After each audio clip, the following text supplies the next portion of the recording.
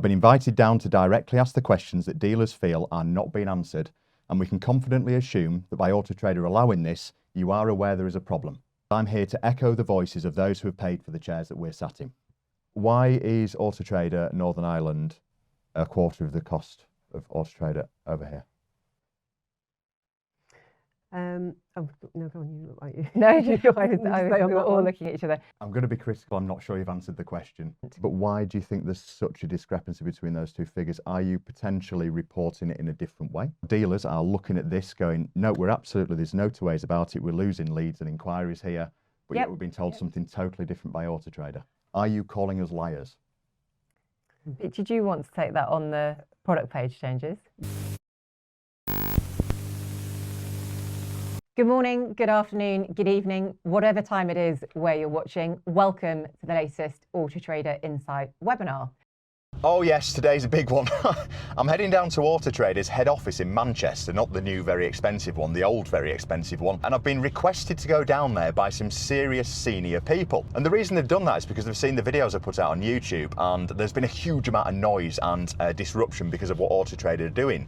They're trying, in my opinion, to disrupt the way which we can conduct our business. And that's not good enough. So they've invited me down on a live webinar, which is brave, which is going to be broadcast to all of the dealers, whereby I'm going to ask the awkward questions that apparently they keep on avoiding.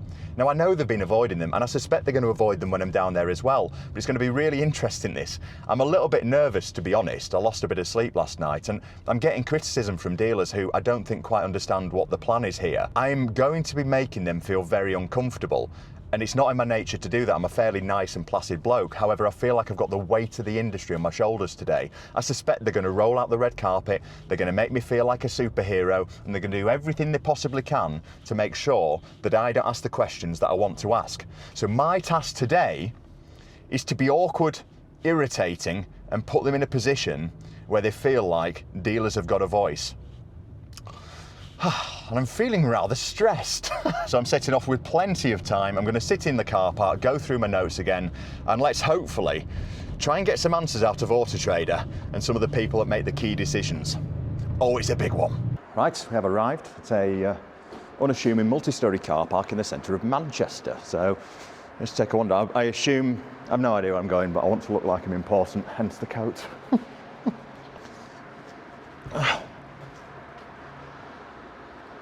We'll try that. I'm important. I prefer fields and dry stone walls to concrete. Got my list of questions. I've also brought a laptop case to make me, again, look important. It's this way, mate. Oh, I'm absolutely busting for a wee, and I'm cold, and honestly, a little bit nervous. Classy. Guessing G for go get 'em, Rob. Feels a bit stabby round here, has to be said. So we're due at 10:30. Now weirdly, he's got us booked in for this webinar at 12, but wants us there a bit earlier to make me comfortable. A big check would help. Ah. It is Baltic. I'm literally shaking. I'm feeling the cold at the moment because I'm so slim. What is the actual address? That's why you always set off in good time. I feel like it's this building. I just feel like I've been stupid and walked all the way around it. So there was a wagon parked here for the best part of a week with signs on talking about how much of a rip-off Autotrader is. I've just got a feeling it's that building. That looks more Autotrader-esque. Okay, we're officially lost. It's showing us this building. There's no obvious way into it. Let me try. See if there's a way in. Just feels a bit unassuming. Right, we've done a full circle of this building now. I'm gonna have to ring him. I'm not really stupid now. Hi David, it's Rob, are you all right? Yeah, good, thank you, good. I'm just doing laps of office buildings. There's nothing obvious as to where Autotrader is. Ah, is it? Right, okay. All right, cheers mate. Sorry, thanks, bye-bye. We've been told we need to stop filming, so we will see you in there. So this is inside Autotrader's head office. Now obviously they are very security conscious and I appreciate that. So whilst Alex was getting all this filming done around and looking at all of their lovely stuff, and it is an amazing office, I was sat with the CEO, which is Nathan Coe. Had a good chat, really nice bloke to be fair, but then you'd expect him to be because that's his job. And then what we were going to do is head down to the studio, and it's safe to say they've spent a few quid in here. And at this point, this is where they're going to get me sat down. I'm meeting everybody who's going to be on here. So we've got the COO, we've got head of marketing, I think, head of product development. You'll see all the names as they're popping up. And this is when the timer started counting down to the point where we're going to go live on air. And quite honestly, the nerves were building, my heart was pumping out of my chest. Here we go. Good morning, good afternoon, good evening, whatever time it is where you're watching. Welcome to the latest Autotrader Insight webinar. We're live here today taking questions directly from our retailer partners, from our customers. Now, we've had lots of retailers on webinars over the years. Typically, we've always had those retailers on as guests. Well, today we're delighted to welcome Rob to join us today, and we're mixing up the format a bit. Rob is going to be joining us as the host of the webinar, and myself and some of the rest of the Autotrader team will be here to answer those questions directly. So enough from me, I'm going to hand it over to Rob to kick us off. Thank you. Good introduction. I don't know where you could possibly have got it from. So before I sort of say what I want to say, and there's loads of questions I want to run through, and I appreciate there's going to be loads of questions coming through from dealers as well. That's why I'm here. I just wanted to read out a little statement before I go any further. So it has occurred to me over the last few days that I can't possibly keep everybody happy by hosting this meeting. I've been invited down to directly ask the questions that dealers feel are not being answered, and we can confidently assume that by Autotrader allowing this, you are aware there is a problem. Whilst I've taken on the task of hosting today willingly, I'm not taking it lightly. Some dealers watching this won't know me. Some will know me personally, and some might know me from groups. But know this, my job today is to get some answers, and ones that we actually understand. I'm here to support the industry. I stand by the consensus that whilst Autotraders say they are listening, we still don't feel like we're being heard. I'm grateful for the opportunity, but forgive me for in advance if this meeting becomes a little bit uncomfortable, as I'm here to echo the voices of those who have paid for the chairs that we're sat in. So we've got a lot to get through and a bit of a limited time to get through it, so I would appreciate it if answers are kept brief and to the point, if possible. Shall I kick off with the first question? Let's do it. Please do. Okay, so many dealers say that they don't want Deal Builder and they feel that it's been imposed on them. If Deal Builder truly adds value, why isn't Autotrader confident enough to let it succeed as an optional product that's been chosen on merit?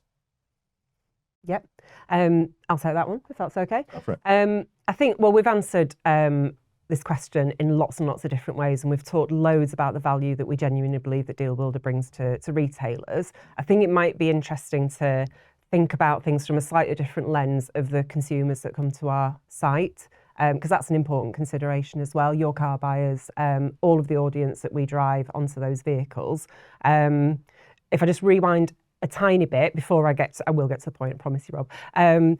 We have a super talented team of marketing people. We invest millions of pounds every year in marketing, bringing audience to the site. When they come to that site, it is so important that that site meets their expectations, that the constantly changing needs of consumers, they're getting experiences all over the internet, not just from Autotrader. They're experiencing information being presented in lots of different ways, and we've got to keep on top of that. We have to make sure that the experience that people have on Autotrader is a good, fresh, relevant one for that audience that we're bringing.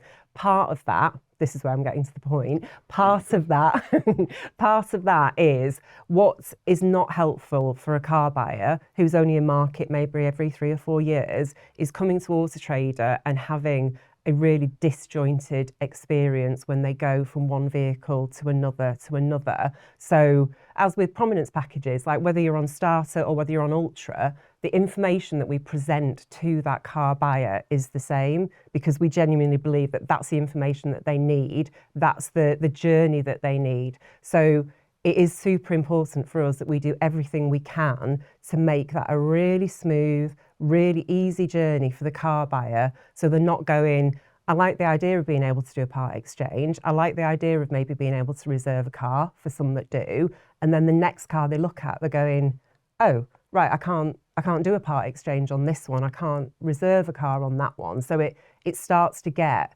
like an experience that isn't great for the people that we're trying to get through this funnel to you interested in buying your vehicle. Okay. I'm going to be critical. I'm not sure you've answered the question. So what you're saying is that you believe it's the right product for consumers and that it should be streamlined across the entire Autotrader platform, and therefore, but what I'm getting, some shouldn't have it and some should have it. Doesn't make sense. Everybody should have it. Is that why you're saying that it's not being voted for by its merit, but being, don't take this the wrong way, dictated to us by Autotrader that this is the process? No, I think what we're saying is we've done a lot of work with consumers, and we have genuinely worked with retailers over the years that Deal Builder's been around to refine that product and get it to a great place. Genuinely believe that it delivers value for retailers and that it helps buyers get through more of the journey if they want to do that. And I think that's really, really important. For those that want to be able to do it, being able to do that wherever they are on Autotrader is an important aspect. Okay. So on the back of you suggesting that it should be uniform and it shouldn't look disjointed on the website, why are only some dealers on this at the moment and other dealers aren't? And this isn't just a case of the long list of main dealers and big car supermarkets that appear to not have this forced upon them, which is how the industry feels about it. There also appears to be a disjoint between which independent dealers have it. So I have competition, the road calling competition is a friend. Yep. He's not on it, but I am. Yep. And so what you're saying doesn't make sense. So we have been working over months and years actually to get different groups of retailers on in segments, in waves. So we are working through to get every retailer on to get that consistent experience. What I would say is Deal Builder is taking, for Autotrader, is taking all of the existing calls to action, all of the existing ways, and we use the word call to action a lot. All we really mean is all the ways that buyers can connect or get in touch with retailers through our platform. We're taking all of those and we're adding in an extra way for a consumer to go a bit further down the journey and express a higher degree of intent. Now, within that is buying signals, the product that we've launched today, which is all part of providing more insight and signalling who are the really, really high intent buyers that as a retailer you really should be prioritising and focusing on, because we know they're most likely to convert. Deal Builder is the collection of other steps that a consumer could take. Yeah. We have tested, as Nikki said, reservations and the different components for years. If we really get to scale and there are parts of the reservation journey that we think are not delivering a good consumer experience or really can never work for retailers at scale for all 14,000, then of course we will change those components. But in all of the testing and all the work we've done so far with consumers and retailers, it hasn't felt like the components that we've tested haven't been working. Now, if we learn over the coming weeks and months that there's parts that don't work as intended or that really can't work for retailers, of course we are rolling out at the moment. We are not just going to keep ploughing on forward if it really isn't delivering. Okay. So why have I got it but the guy up the road doesn't? That's just a timing. That's just a timing thing. The intention is that we're working through getting every retailer through. There's technical integrators. We're trying to make sure it's going to work in the different third-party systems that are used. So it's purely timing. Both on the same system. All right, okay. There shouldn't be any. No. They sell very similar cars, very similar systems which we use. I know the guy well, he's a lovely bloke. But for some reason, he's on a different system than I'm on through Autotrader with Deal Builder, which I think personally is, and a lot of dealers think, is restricting the way that leads are coming through. But we're paying the same amount of money, and it doesn't feel like a fair or level playing field.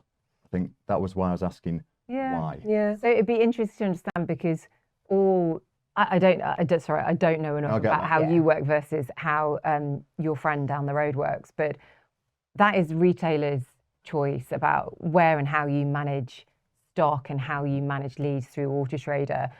We can either support retailers working through stock management and lead management through Portal, or we can work through pretty much any of the tech providers that retailers work with. So it's retailers' choice as to where they want to manage leads, how they want to manage Okay. leads. But that has driven some of the differences in timing, because retailers that work through portal, it's more straightforward because we are in control of how portal works, and we can drive the product evolution there.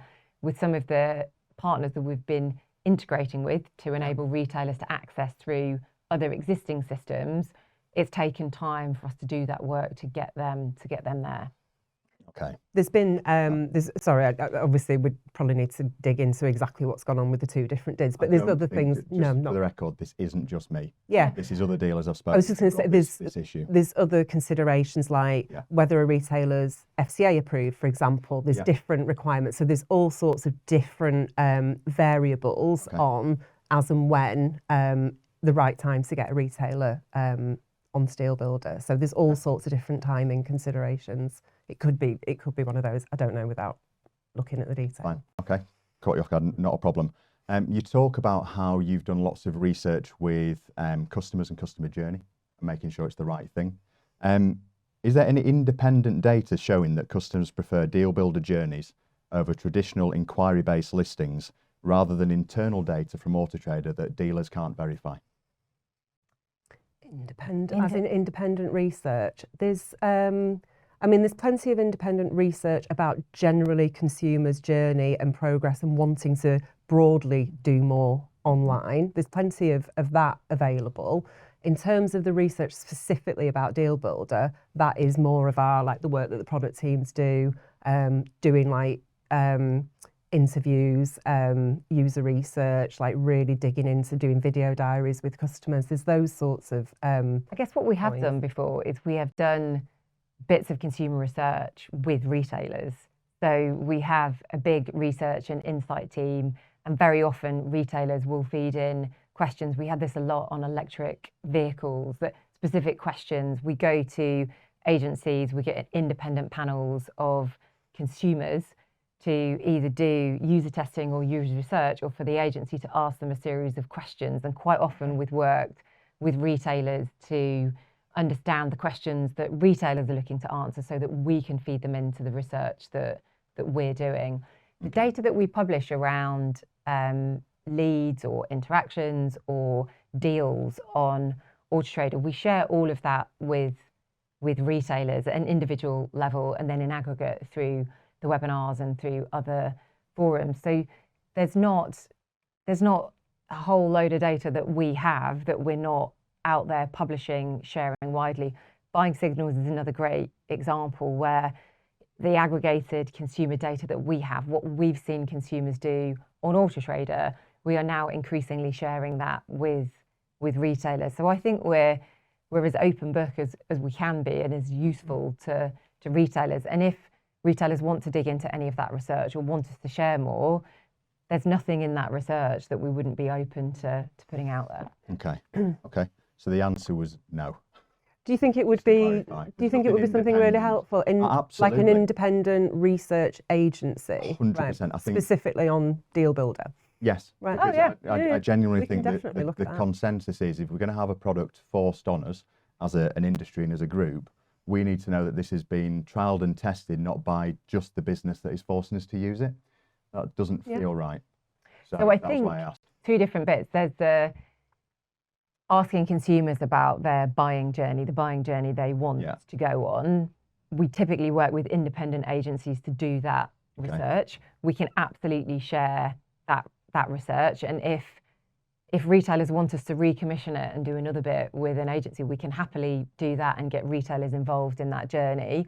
With the product itself and testing the product itself, clearly it's very hard to do that in an environment that isn't Autotrader. But we will happily share of the Deal Builder data, the number of consumers submitting deals, the number of consumers still going through and calling retailers or sending emails to retailers. That data we share with every individual retailer, the performance for them, and we absolutely share in aggregate when we report back on these webinars and through other forums. We share what we're seeing, because it's helpful for retailers to see, well, how is the market overall moving? What are we seeing in terms of consumer demand or engagement on our platform? So The Autotrader data we can share and do share individual retail level and aggregate level. The consumer research, if that's something specifically that I think it's really retailers important. want to dig into, we can look at sharing that. Okay, Absolutely. no problem. Speaking of consumers and customers, this is a question that gets asked a lot. Who are Autotrader's customers? We have two customers. We have retailers, and without retailers and the partnership that we have with retailers and their stock and product on our platform, we don't have our other customers who are car buyers.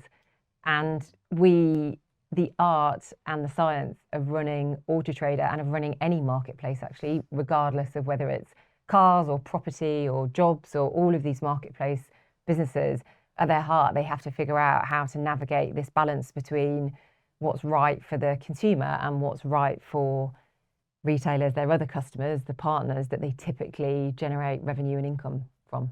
Okay. Do you think that dealers feel like we're your customers anymore?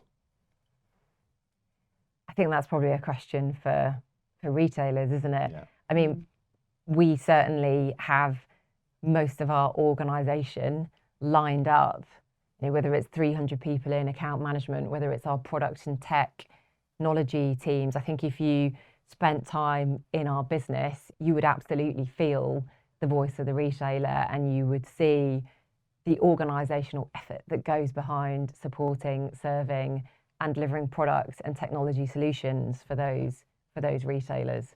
Okay. I would also just chuck in as well. I think we get lots of feedback clearly on the job that we need to do is to get those consumers to the cars. And so therefore we have to also be doing the right thing for consumers. Like if we weren't constantly innovating, constantly developing the site, constantly thinking about the ways that consumers want to engage, then we would very soon not be delivering the consumers to the vehicles that were for sale. So to Catherine's point, we have to constantly balance.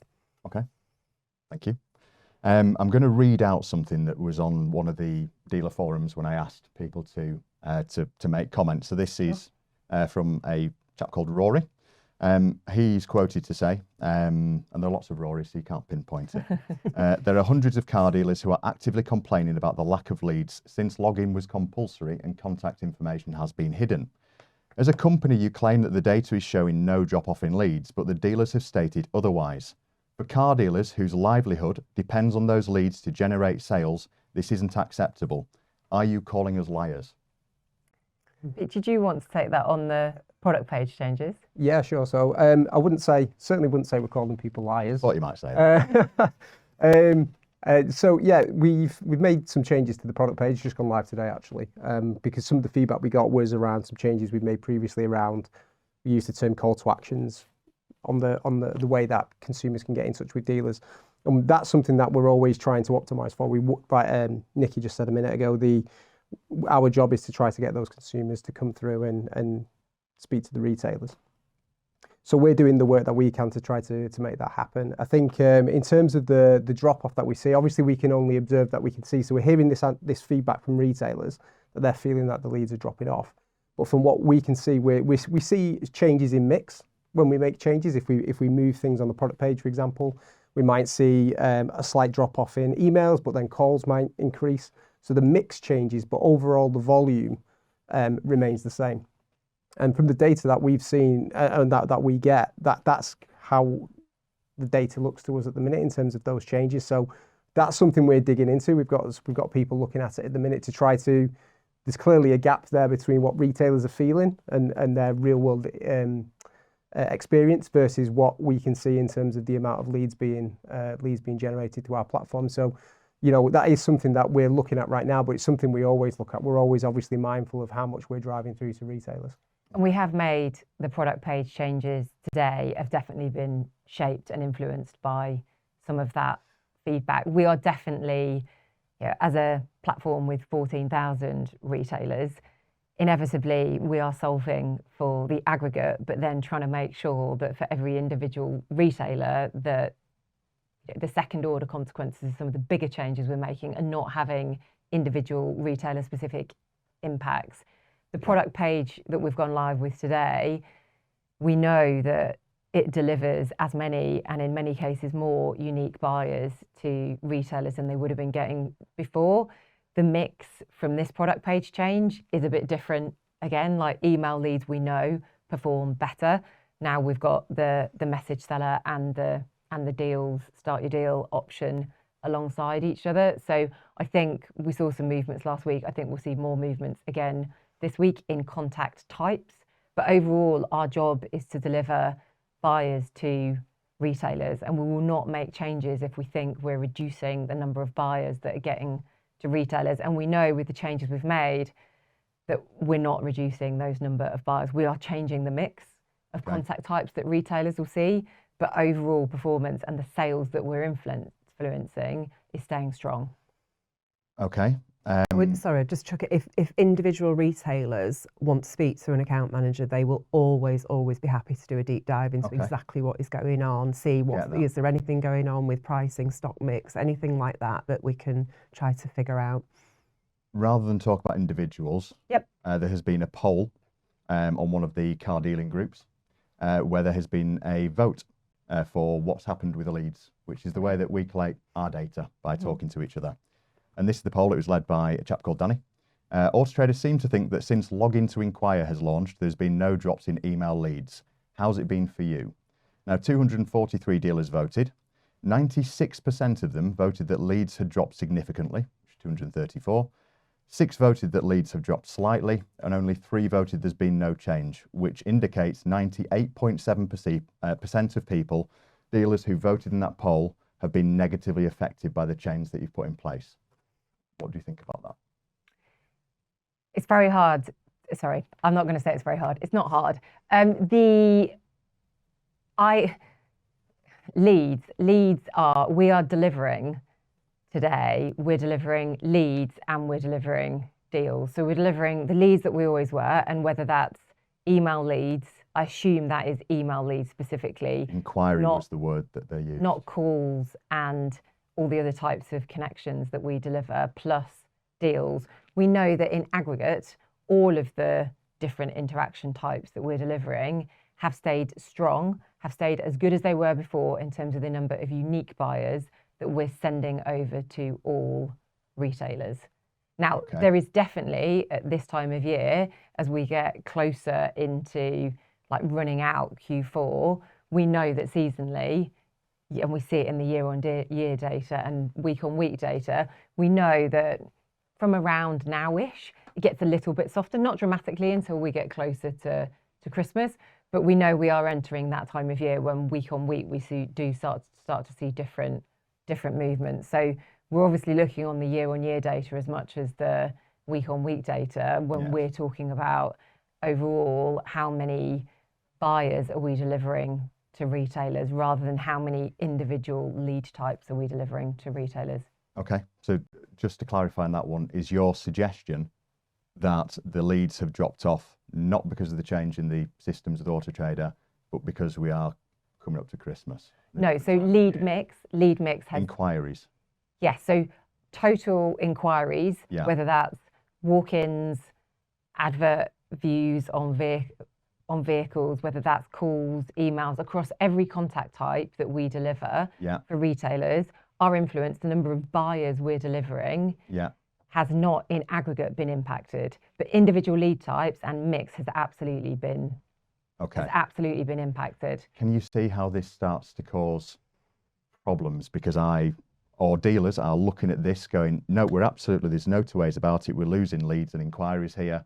But yet we've been told something totally different by Autotrader. Oh, and I think both of those things are true. But absolutely, and we can see it when we look at an individual retailer level, email leads versus calls or other interactions for some retailers will have dropped when we made the sign-in changes. Now, what's happened with the sign-in changes is for consumers that really want to buy that car but don't want to sign in, which is not many and is a reducing number of buyers that we're seeing as people get more comfortable with the experience.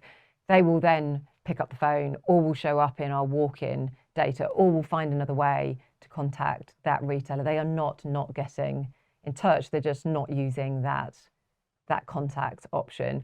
So at an individual retailer level, absolutely movements in lead and inquiry types, and depending on different retailers that we talk to and how they operate, some are more focused on out of hours and emails, others are more focused on calls or different types of inquiries. So I don't underestimate the individual retailer impact that the changes have had. But overall, I'm confident that we're delivering the same number of buyers in different ways and in different channels to retailers. Okay. And the new product page has gone live today. So I think there's a bit of, we've absolutely heard all of this feedback over the last few weeks, actually. And the product page is addressing some of those concerns. So I would say, in a couple of weeks, have and if there was another poll, then it might show a slightly different result. Happy to run one. Yeah, not a problem. Thank you. So just reading off another comment that was made that I'm sort of duty bound to go through these. So John, his main two gripes are the requirement for customers to create or log into an account to ask a simple question, and all of the obvious flaws with Deal Builder, which I think have been covered countless times.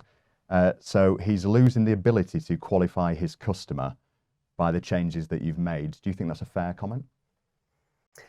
Sorry, can I just clarify? Is the question about Deal Builder or is it about signing in? The two work hand in hand, don't they? So customers are now having to sign in to ask certain questions they would have just been easily able to ask over email before, which is making it difficult for John to be able to answer questions, qualify his customers.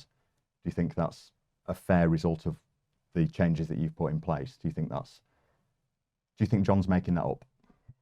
No, I don't. Of course, John's not making that up. I think the important point, though, is that it's not like nobody was signed in previously. I think that's really important, and it's got a little bit lost in it, in that a lot of people on the site were already signed in. Like we're not getting to a point where suddenly we've asked everybody who visits Autotrader to sign in. Like the vast majority were already signed in. Okay. No. Particularly on app, I guess, because app, you have to register. So the only other thing I would say is on inquiry types, and it's interesting because we've had mixed feedback on this one, because a lot of retailers used to give us the feedback, well, I get overwhelmed by inquiries from all sorts of consumers.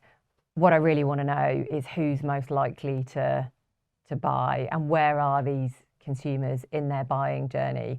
And through a combination of buying signals, the data that we're now increasingly sharing, which will be to start with on emails and deals, but in the future will be on all types of leads and inquiries that we're sending to retailers, is that kind of pre-qualification data that will mean that retailers will have that power of knowing and understanding what consumers have actually done, where they are in their buying journey, and then being able to change how they act, how they interact with those buyers off the back of it. Okay, which is an interesting point. So you talk about buying signals and this being the sort of future, and I do see the benefits of it. But in a world where data and privacy is so important, are the customers going to be made aware that Autotrader will be sharing their personal car search history with dealers, and it'll be made public to us in order for us to best place a deal? Yeah, I can take that one. So yeah, we have made changes to the site, the Deal Builder flow. So we make it clear with consumers the information that we're passing across to the retailers. So consumers, when they submit an inquiry through to a retailer, we put information in there around the types of information that we're going to be sharing with the retailers. We also did a lot of consumer testing ahead of us launching buying signals today with consumers to find that right balance, because for buying signals to really work, we wanted it to be beneficial to both the consumer and the retailer. We didn't want either side to feel like they're being overly disadvantaged in any way. So there's a balancing act there, and the version of buying signals that we've launched today is quite different to the very first kind of prototype version we built and tested with retailers. And that's been a process of us trying to find that balance of what consumers are happy with. And the consumer feedback we've had has been really strong and supportive, because we've had comments from consumers of stuff like, it means that I've got less repetition when I turn up at the dealership. Like, I've done a lot of this stuff online. Why have I got to go through it again manually when I turn up at the retailer? So that's some of the friction that hopefully buying signals will help with. Okay, interestingly, on the back of that, so in order to qualify for buying signals, you need to be logged in? Yes, yeah, because you need to submit. Needs to go through as a deal or an email. Which we think is acting as a barrier for inquiries, the login. So all of this needs to work hand in hand, and I feel that might be a problem. In terms of a problem, in terms of the login to buy. Yeah, because I think, like for example, I forget. I was looking at something last night. I can't remember what it was. I went to buy something. It was a tree or something like that. Long story. And I went all the way to the end, and because it wasn't Apple Pay, Yeah. I couldn't be bothered. I didn't do it. I thought I'll sort it another time. I've got enough on. I need to prepare for today. So adding another barrier, regardless of which way it's dressed up, can you not see that having a ripple effect with actual genuine leads coming through? So I think that's fair. I think it is an extra step to that login. But to Nicky's point, we're not starting from a place where nobody's logged in. I think that would be much more of a challenge if we were. The vast majority of people are already logged in, so they're not seeing this additional step because they're already logged into Autotrader. Okay. So it is only a subset of a subset of people who choose email as well as their contact preference. So we are talking about a smaller slice of the Autotrader audience. Okay. Just on Deal Builder again. So we're sort of moving through a couple of different bits and I'm aware of the time. So on Deal Builder, you can price up your part exchange, or you can put in your details to get a price for your part exchange. And Autotrader will give you a figure. So I'm just going to ask a quick question, which is, how much does it cost to respray a front bumper of a car? Do you want to take the valuation question? I suppose it depends on the car. Within reason. 180 quid. Right. Okay.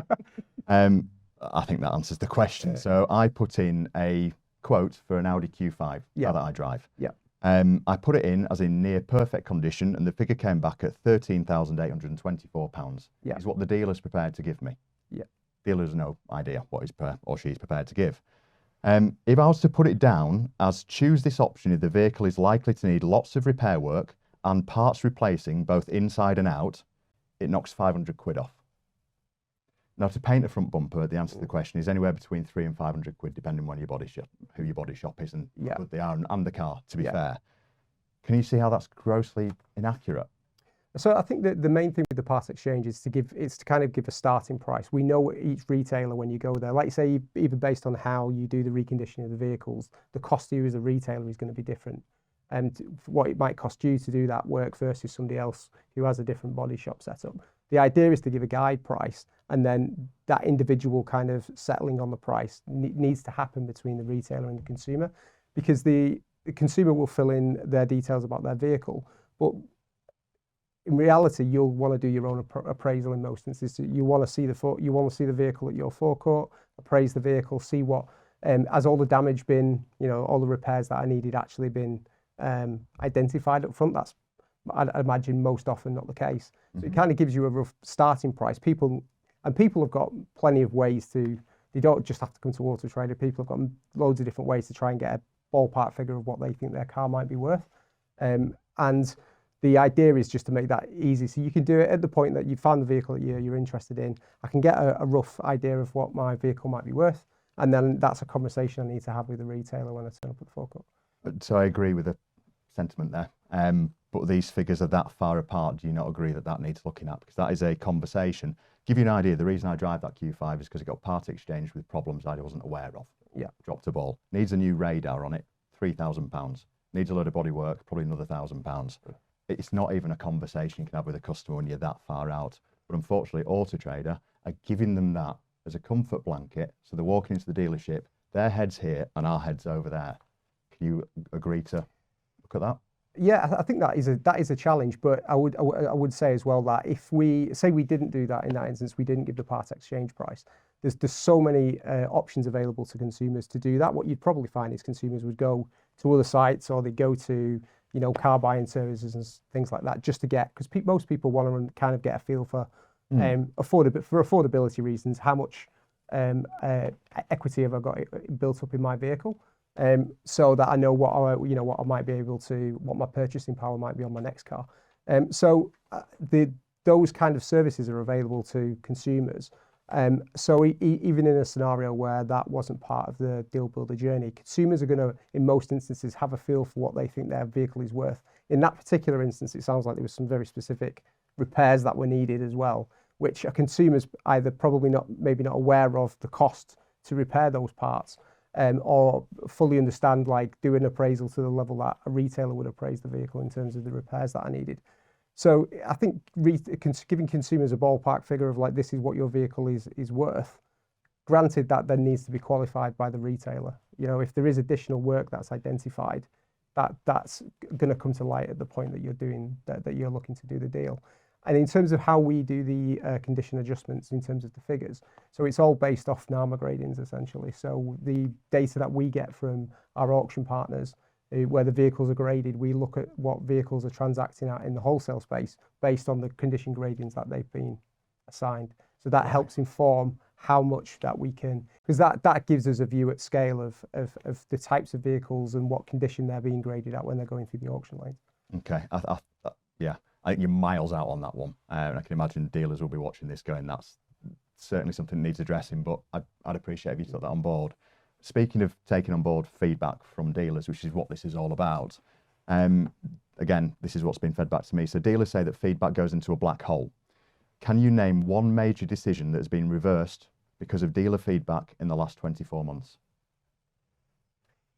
I can think of all sorts of changes we've made. Products buying signals is a great example, actually, where if we'd taken our original prototype or vision for what that product might do or how it might work for both retailers and consumers, actually, the version that we ended up with was fundamentally different from that first iteration, not just because of getting that right balance of how much consumer data are we prepared to share, but also because retailers were very, very clear on which of the bits of data that we surface on Autotrader or can have access to is more or less useful to them, whether that's, we've ended up with a local flag, a high intent flag and some preferences flag, because they're the things that retailers told us were the most valuable for them and the ones where we could get the right balance on the consumer data that we were prepared to share. Same with the recent product page changes that we're making. We are trying to balance all of the different leads, deals and interactions types that we send through to retailers, and we're trying to solve for 14,000 retailers, from the very, very big to the independent retailers as well, and trying to take all of that feedback on board. So I can't think of any product, we've never built a product in isolation of retailers or without having retailers involved from the very early stages of the prototyping. Clearly we can't have all 14,000 involved in everything. And the customer advisory groups we've talked about forming, we have product customer groups where we have groups of customers that we get together to work through specific products. If retailers have appetite and want to get involved in those, then absolutely put your hand up, come and join those sessions. We want feedback. The more feedback we get on these products and the direction that we're heading in, the better. Okay. I think, I don't know if it quite meets your deadline of 24 months, but if just on that last Part X point, I mean, we did have a product which was a guaranteed part exchange product where retailers had to honour the price that had been put. Now, the part exchange, even in the last few weeks, we've made changes to the wording around the part exchange just to make sure that it's very, very clear that this is a guide price. It wasn't that long ago that retailers were saying you're lowballing the part X and you're taking us out of the equation, and we want that vehicle. So how can we get to that consumer and say, no, we want that vehicle, we'd be prepared to offer more. So there's changes that we've made there where we've tried to say, you have to speak to the retailer, they will do an appraisal, they might even offer more, they might offer less, to try to make sure that that is a much more of a two-way conversation that we are introducing and trying to get going. Yeah, but that would be a change rather than a reversal. Yeah. Okay. So there's obviously a lot of noise going on in the background at the moment with certain campaign groups and alliances being formed, and I'm sure you're all aware of it. Do you think it's just a case of noise, background noise, noisy neighbours, or do you think that people are actually starting to vote with their feet? I don't think it's noise. I think noise is something that you hear in the background and you can ignore or choose to ignore.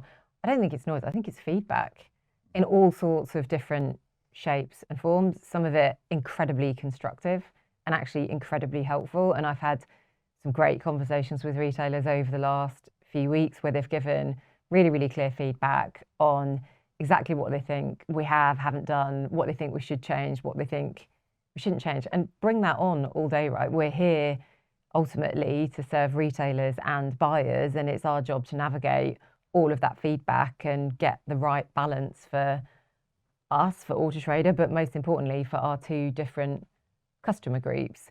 I don't think we could ever describe it as noise. It might feel like noise. I think it feels like noise when it plays out on social media. But when I'm on the phone or sitting in front of a retailer, it's absolutely not noise. It's the voice of someone, an entrepreneur typically, trying to run their business, trying to deliver the best results and outcomes for their business, looking to us for help. Yeah. And that's what we're here to do, to enable retailers to sell more, to drive their performance, and to do the best job we can for buyers in the mix of all of that. So if I could eliminate some of the social media noise, I would, but I would never ever eliminate the feedback, the genuinely incredibly valuable and helpful feedback that is coming from our customers. And we always want more of that, whether it's in the product groups, whether it's in the customer groups we'll set up, or whether it's through to our account managers, the thousands of calls that we take every day. And on the back of that, so you talk about important feedback, and I agree, we like to give it. Is there anything in the pipeline that, as a result of the feedback, you are changing that is a substantial change that you think dealers want? So I think we've made the product page changes. They're live today. We will monitor, track, see how they perform, and keep getting the feedback from retailers on how they're feeling about buyers, interactions, leads, deals, and the volumes that we're sending through. We're absolutely looking at the reservations journey, and we talked last week on the webinar about the changes we've made to when a car is reserved, how it appears on Autotrader, and we've seen really good performance now post those changes in terms of how many leads are still being submitted on those vehicles and the level of engagement we're getting on those vehicles. We've changed the time period that the reservation is held for in the last few months. We've changed lots of different parts of that reservations journey. We're not so fixed that I can't think of many things on Autotrader that we wouldn't change or keep evolving if we felt like we were getting the right balance between what's right for the consumer and doing a good job and delivering for retailers as well. So there's no conversation that we're not open to having, or no bit of feedback that we wouldn't listen to and want to take on board and factor into where we go and how we go next. Okay. Other than we can't opt out of Deal Builder if we want to do. So today, absolutely right, all of the components of Deal Builder, the buying signals part of it, the Part X, the finance part of the journey for those FCA registered, and the reservation are all part of this extra layer that we've effectively added to Autotrader. So all of the existing ways consumers can get in touch are still there, and we're still seeing across them all good performance across those metrics. There's an extra layer of deals, what deals are today and how that deals journey might work in the future. Of course we're open to changing that. So it might be that every retailer stays on a version of that solution, that customer journey, but exactly how it works might evolve again, as it has multiple times over the last few weeks, months and years as we've been building and testing it. So on the back of that, you mentioned finance. This is something I wanted to briefly talk about. So when I've been doing a bit of research and other dealers have been doing research, there appears to be a huge discrepancy between the numbers that are quoted for finance figures through Deal Builder and the numbers that are appearing on some dealers' websites. One example shows the quote was 13.9% APR, not guaranteed, we all understand how that works, and his website was showing 9.2. So the worry there, lots of different worries, is first of all, he could have lost a customer, or she could have lost a customer there because they assume that they're paying a higher rate of interest. And also this dealer has sacrificed a lot of commission to get down to 9.2. We understand how that works. So that's one big problem. But the other problem is if that was the other way around, how do you think the FCA would look at that? I'm not entirely sure I understand. So if you were promoting a different interest rate... No, I get that there shouldn't be different interest rates. Website. Sorry, I'm not sure I understand the discrepancy between the two things.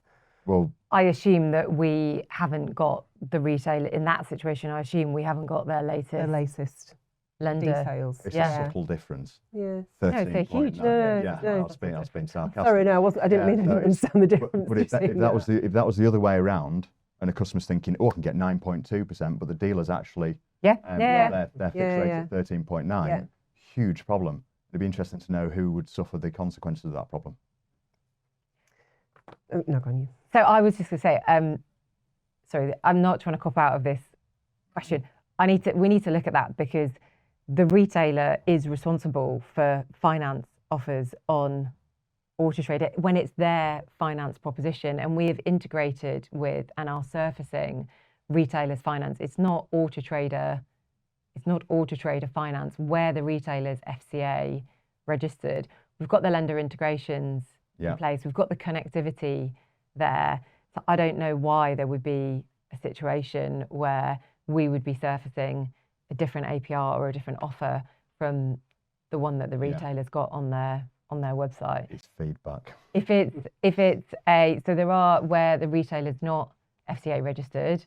We've had for many, many years a partnership with a broker whereby we'll surface the details available for that broker, and that is on us because we're working with that broker. So it's down to that broker to then surface their best possible deals for that retailer. But where the retailer's FCA registered and it's the retailer's finance proposition, it should just be the connectivity through to the retailer's finance partner. So we should be showing exactly what the retailer is showing. Yes, that needs absolutely looking at Yeah. to protect everybody. So the other question I was going to ask as well, there's a lot going on in America at the moment. What's your thoughts on Ford now selling used cars on Amazon? I think it's fascinating. There's a lot going on in the US market for all sorts of different and slightly crazy reasons in some cases.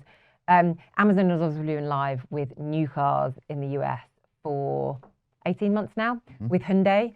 Yep. And that we spend a lot of time with the NADA, which is the equivalent of the NFDA, but in the States. And most Hyundai dealers are obviously part of that new car proposition.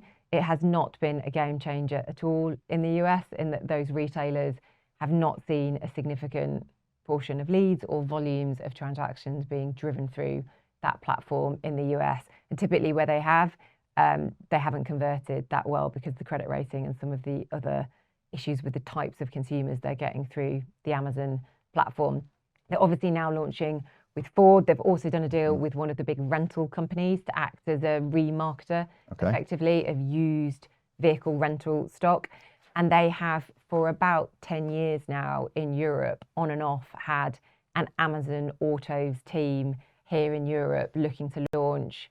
It's changed actually. Some years it's been a new car proposition, some years it's been a used car proposition. They're actively in the UK, have been for the last 18 months or so, exploring a used car proposition, which ironically is almost identical to Deal Builder, but for retailers.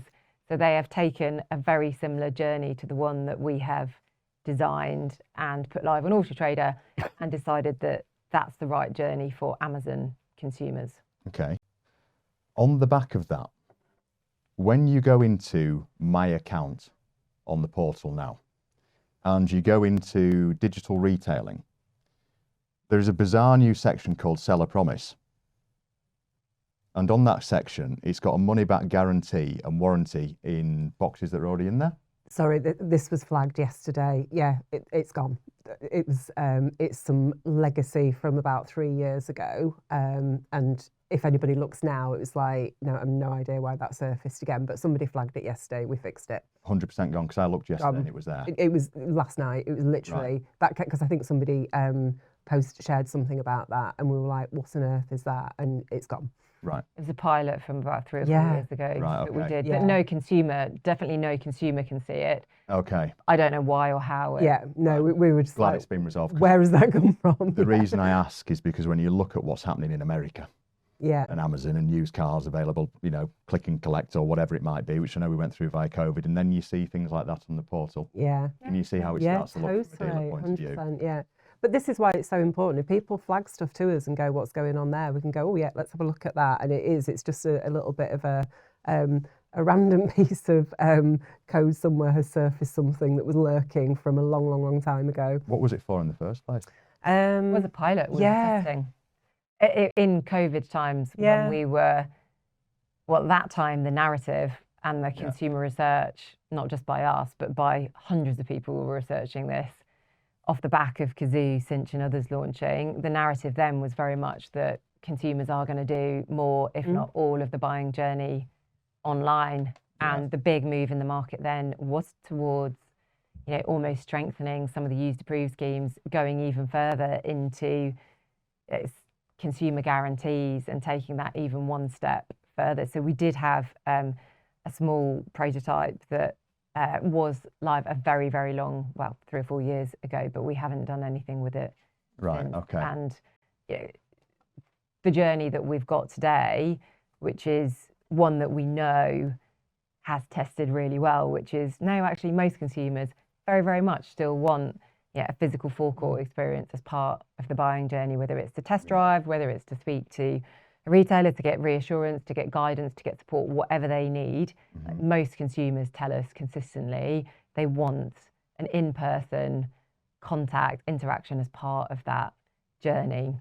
Okay. What we're trying to do and the direction we've very much moved in, and I think most of the industry have moved in this direction as well. If you track back over the last few years, we've moved much more to, well, right, the job for us then is how do we best connect that forecourt experience with consumers we know and we see spending more and more time online on Autotrader, looking to get further down the journey. And sometimes that's still further down the research journey. Sometimes that is, oh no, actually, I do want to reserve the car because I want to test drive it, or I want to check whether I can afford this finance deal. So I'm going to do, go one step further and maybe do a soft check on Autotrader, or I want to get an estimate for my part exchange before I show up on the forecourt. And our job through buying signals and through some of these new contact types we've introduced is to make those connections between the potential buyer and the retailer as strong and as connected and as seamless as they can be. Okay. Very detailed. Thank you. So quick one, and this is another question that's dropped in. I appreciate time, and also there's people going to be dropping messages through on that fancy iPad. Assuming Autotrader continues to increase their fees by 8% a year, which appears to be a business model, which is well in excess of inflation, at what point does your business model become unsustainable? Are you and your shareholders not concerned that as a direct result of increased business costs, dealerships are closing and voting with their feet? As a sustainable business model, what does the future look like for Autotrader? Do you want me to take that one? Yes. Okay.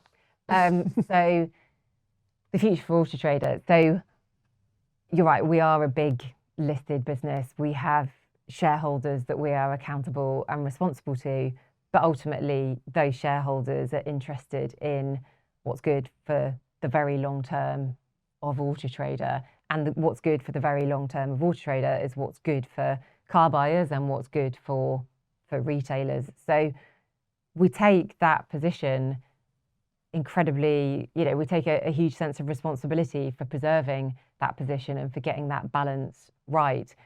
We put up fees each year, and we do that because when we look at the return and the value that we're delivering retailers, not just through delivering buyers, but through the products and the data that we launch each year, we weigh up, a lot goes into that decision, and we weigh up what have we delivered in terms of buyers and audience, what have we delivered in terms of product value, what's the market context backdrop, and what feels like the right next step for Autotrader and for retailers and for the long-term health of our marketplace. We don't always put rates up by 8%. We always put rates up every year, but usually a lot in excess of inflation, though. A lot goes into that. Decision.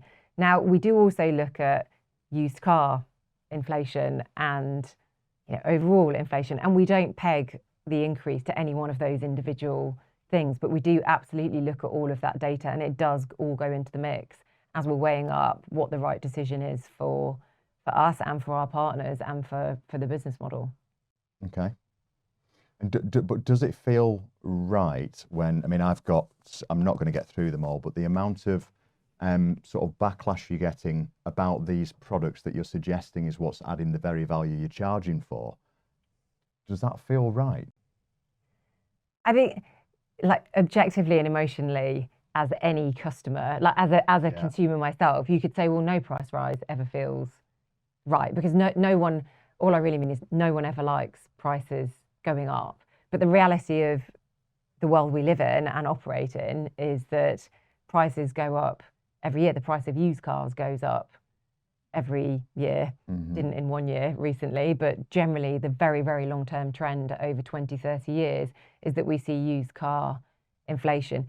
Clearly, of course, we take on board the feedback about the products that we're launching, about the value we think they are or aren't delivering, and we don't just mindlessly carry on. And because we've done something last year or in the past doesn't mean that we're going to show up and do exactly the same thing year in, year out. And we haven't done that. If you look historically, we have always put prices up, and we will always put prices up, but the size of the price rise, the products that we introduce into packages, all of those things have changed year in, year out, and they'll continue to change and will change again this year.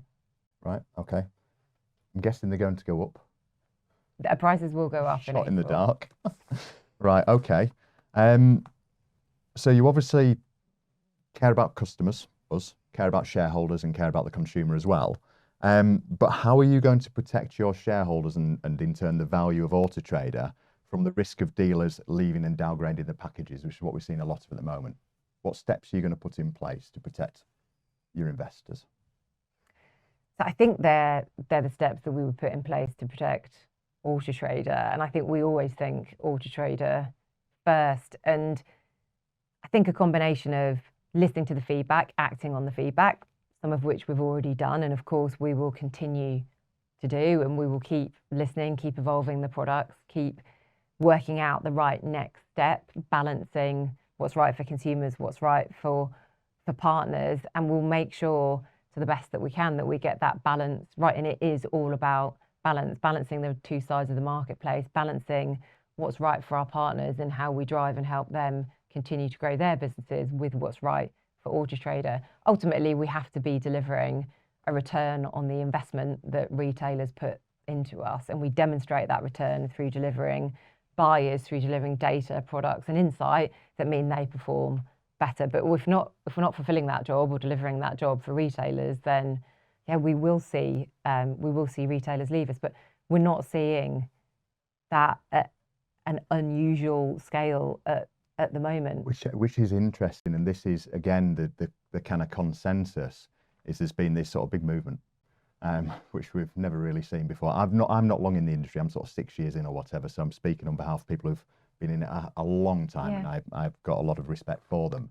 But we've never seen something like this where there is so much negative publicity about Autotrader and so many people saying they are voting with their feet, and there are, you know, groups of 4,000 dealers all saying they're reducing packages and saying that they're cancelling, and then Autotrader publicly state that it's around 60 cancellations and 70 downgrades there or thereabouts. Yep. But that's where the noise thing is important. But why do you think there's such a discrepancy between those two figures? Are you potentially reporting it in a different way? No, I mean, no. I think we've got pretty accurate reporting as to how many people have physically submitted a cancellation. Or downgrade? Or a downgrade, right, okay. Absolutely. Yeah, of course we track those things. We're all over those things. And not so someone was putting a cancellation where it's a 30-day notice period or whatever, that doesn't count until they've cancelled or whatever. I'm just trying to get why it's so different. We track, so the cancellation number is because we were changing the terms and conditions for deals, but retailers could cancel with immediate effect, as they should be able to. For cancellations, for downgrades, sorry, you are right, there's a 30-day window, but we count them as soon as we have the conversation with the retailer. Now, typically we do see over that 30-day window, we will obviously try and spend time with those retailers, have conversations with those retailers, trying to understand why the cancellations come in, what's the motivation, is there anything we can do to support, to help, to change that decision. So we don't typically see all of the downgrades that we receive in come through as ultimate downgrades. We call it retract, but we typically manage to turn around a few of them. Same sometimes with cancellations. We do, obviously, of course, anyone that wants to cancel, we do talk to those retailers trying to understand why, and we typically see, some retailers don't ultimately end up cancelling, but we count them and report them from the day that we get them. And I'm not dismissing the social media noise. I'm not, but there is definitely a difference between the noise in those movements and those groups and the reality of what we're seeing in the data. That doesn't detract from the very real feedback that we are also getting when we have those conversations around those downgrades and those cancellations. And they're the conversations that are really valuable to us because they are 100% not noise. They are real people giving us real feedback on their business, on the impact that our products and things we're doing are having on their business. And we want to have those conversations and we want to listen to that feedback all day long. It is, for us, the balance is, of course, we need to observe, listen to the noise, but then sometimes when you pick up the phone or when you're sitting in front of a retailer, like the version that you will get and the conversation you'll have will be quite different from the conversation that you see playing out. So I have to take everything that I read and see on social media with a bit of a pinch of, so of course there's something in there and we're not ignoring that, but it's the one-on-one conversations, the real personal feedback that we're getting that is driving what we're changing. It is not the noise. Okay, no, fair. I'm just thinking about time, and am I as well just diving on to... Yeah, go for it. I know that one question that keeps on repeating is 99 quid to reserve a car is not enough. Yeah, no, get that. I think there's lots of data, as we've talked about, we keep banging on, don't we, about the consumer data that we've got. There's loads of data that would suggest that the intent is there at £99 regardless of the price of the vehicle. Having said that, I think that is something that is coming through loud and clear, that if there's something that we can do about that, then we can absolutely take that away and figure out if there's things that we can do differently, other options that are available. But the data would all suggest it doesn't matter about the price of the vehicle. It's the physical decision. We keep quoting the stat about 84% of people that submit a deal, they literally close their laptop lid and they walk away because they go, decision made. And that isn't about the price of the vehicle. But I totally get, we are hearing that loud and clear that it is a problem. Okay, I get that.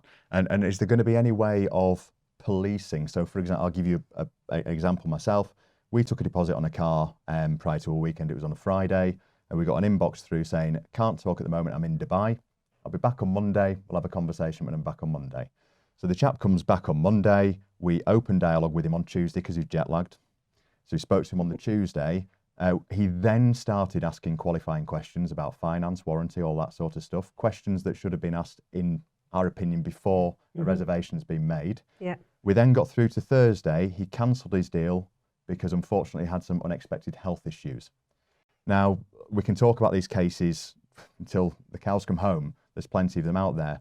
But is there going to be any way that Autotrader can police that moving forward so that chap, or lady, was a chap, now gets a mark against their name for a deal cancelled? We do. Do you know what I mean? Yeah, I wouldn't say we police it. What we do is we can absolutely see if you have people placing multiple reservations. The percentage is it's so minimal. It's between 1% and 2%. It's tiny. But yes, we can absolutely see if we have serial reservers. I would just also say on that, the amount of time that you leave that vehicle reserved for is entirely up to you. If you've had that conversation and said to that customer, I get it, unfortunately, that particular car, I can't leave it off sale for that long. You can cancel that reservation in 5 minutes if that's what you want to do. Yeah, get that. You're worried about the consumer experience. Of course. Yeah. Absolutely. Yeah. So this person is an expensive car. Yeah. It's a big deal. They're probably thinking, I'm away, I'm enjoying life, everything's great. Yeah. Oh, I've always I'm gonna have that. Yeah. Who am I to question whether or not they are truly going to buy that car? But I do take on board what you're saying, that I can't hold it for that long. Yeah. But it does feel like, from a dealer point of view, through no fault of our own, we've been put in that position. Yeah.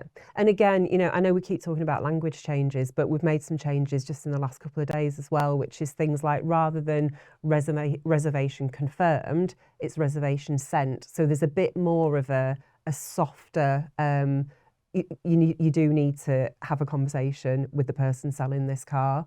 Yeah. See, that would be helpful.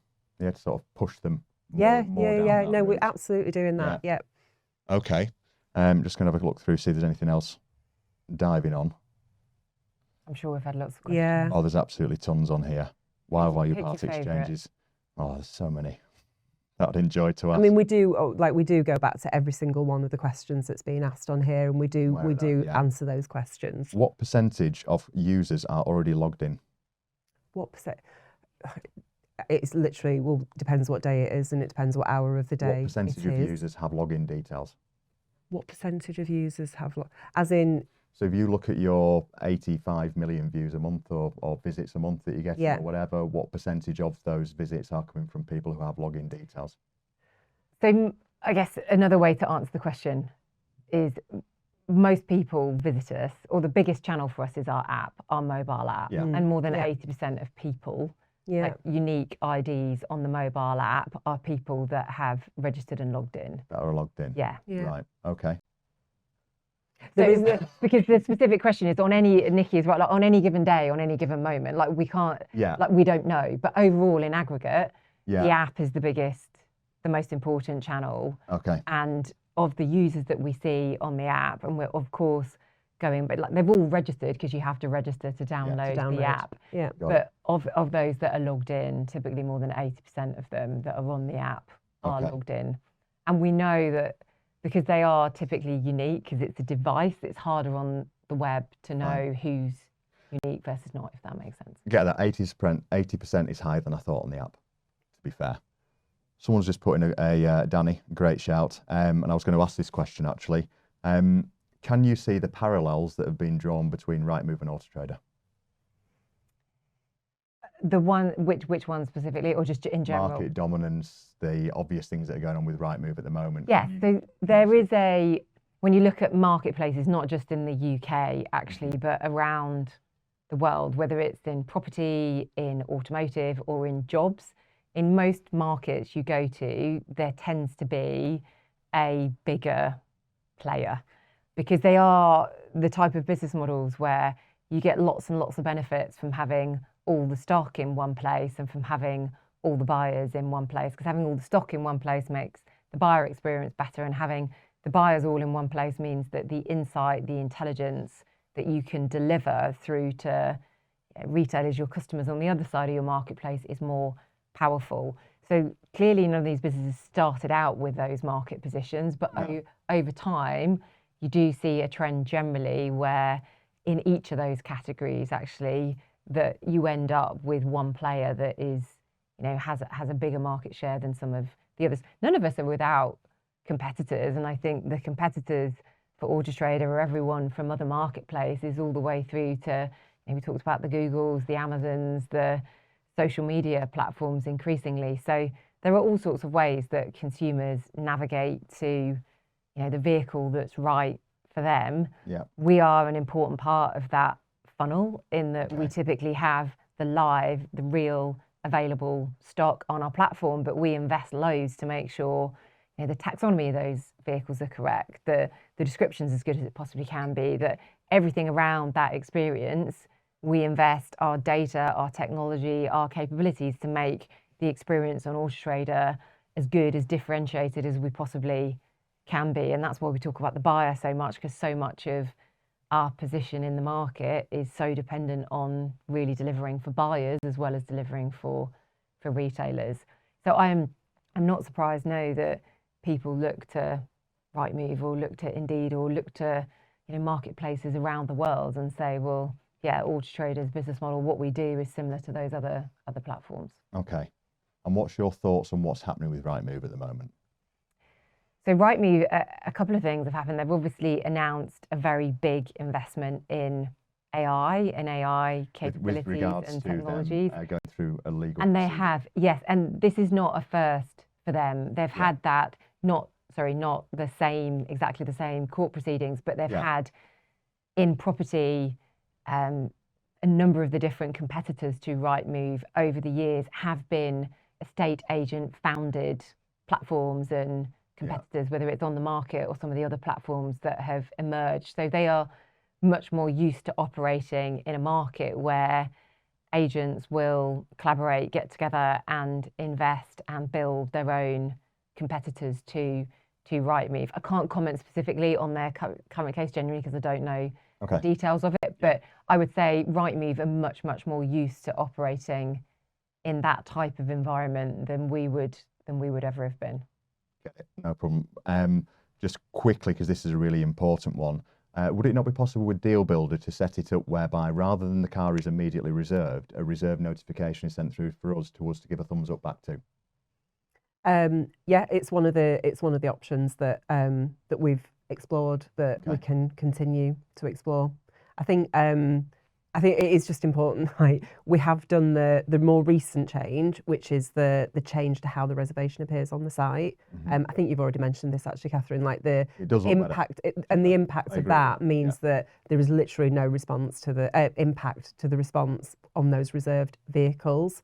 So I think, as ever, what we don't tend to do is test one thing and another and another and another, and it all gets very confusing as to what the impacts of those things are going to be. So that was a couple of weeks ago. See how that goes, see how that plays out. Does that resolve some of the issues? If not, are there other things that we need to consider? Okay, no problem. It's got a question from Kirsty. Are customers allowed to place more than one deposit on a vehicle with different companies? I believe that's a yes. It is a yes, but again, yeah, not a reservation, yeah. Reservation. It's a yes, it's not behaviour that we see. It's so tiny, and if we did, we can absolutely put a block on that if we need to. It just isn't a thing. Right, okay. I'm not saying it's never happened. I'm saying it's so negligible. It didn't seem like it was a significant problem. Okay, no problem. Someone said, cancel Deal Builder, don't put prices up, simple. That's feedback. Thank you, yep. Okay, worth reading out. I'll run through a couple more of these, but there's that many that come through, and I know that I'm going to be getting kicked out soon. The general public... You're welcome to come back. Thank you. Really after that? Of course. I'd love to come back. Thank you. The general public are telling you that they want a forecourt experience. I believe you mentioned this earlier on. Does Deal Builder not take everything online first and dealer second? You're doing the opposite to what the consumer is suggesting they want. No, I mean, and deliberately with the new product page, of course you can start your deal, but you can absolutely just contact the retailer. Like we are trying through the product page and through the experience to let the consumer go on the buying journey that they want to go on, and we are still seeing as many walk-ins, as many calls, as many of those other interaction types as we are people going through the Deal Builder journey. Now we are seeing buyers that do go through Deal Builder and interact with those buttons on the platforms, that we are seeing they're typically higher intent. They are typically more likely to go through and then convert to a sale, but absolutely doesn't stop consumers from going on any journey that they want to go on, from just walking in or from picking up the phone, as they always would have done. Okay. Another couple, I've got one in my head I want to do as well quickly before we go, but will the prices, or when will the prices go up in order to pay for the latest improvements? So someone's asking the question whether or not we're going to be charged for Deal Builder. Well, we generally have an annual rate increase in April, 1st of April. Yeah. Pleasure. But yeah, that is the cycle. But will Deal Builder have an additional charge? On top of the annual rate? Yeah. No. And is that a definite, never going to be charged for it? Yeah. And I think we've said, I think we've answered this a few times. There is absolutely not a transaction fee on Deal Builder, because that one does still keep rumbling. Yeah. What people thought and didn't think. Yeah. That is noise rather than feedback, and that is on us though, because clearly somehow we've confused the communication wasn't clear enough. The people that needed to know didn't hear clearly enough that there was not a separate charge, but absolutely it wasn't the intention that there should be. Okay, no problem. I want to quickly ask one on price markers while I'm here. Price flags? Price markers, yeah. Do not buy markers. So on price marker, I've spoken to a couple of dealers that are close on this one. So couple of different things to talk about. First of all, car supermarkets price their cars very aggressively. And the rationale behind that is because they can upsell on products, Finance, and that's things, finance or tyre insurance or whatever it is that they do. That's where they're making their margin. In turn, that's pushing down people that are trying to price their cars in order to make a margin out of the metal that aren't set up for big franchise selling finance, etc. Is there any way that it can be done separately or differently for smaller franchises to car supermarkets, the way that price markers work?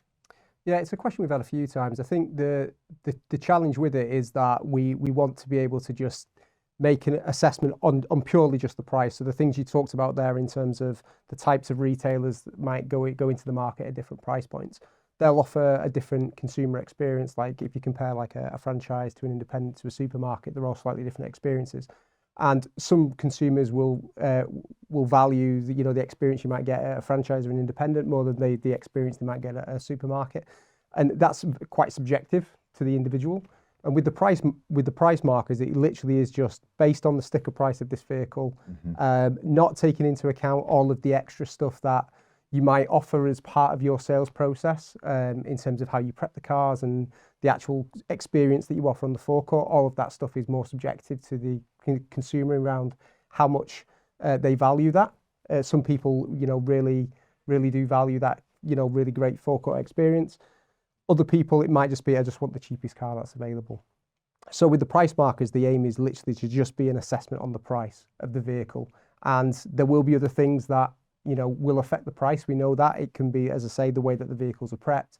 It can be, maybe there's additional aftermarket modifications on the vehicle or that make that quite a unique example, which means it's slightly different to the rest of, similar vehicles that might be in the market. Again, that might be another reason why somebody who's looking for that kind of niche vehicle might be willing to pay more for it. There's always going to be scenarios like that on the edges, but the price markers are really just to give a guide on where this price sits relative to the market. And then the decision is more on the consumer then around how price sensitive are they, how price conscious is it, how much of that is a driving factor in their decision. On the back of that, Peter, so you've got, when you put all of your information, when you're loading a car up onto Autotrader, you can put in the condition for the exterior, interior tyres, you can put in service history, you can put in number of owners, it pre-fills that.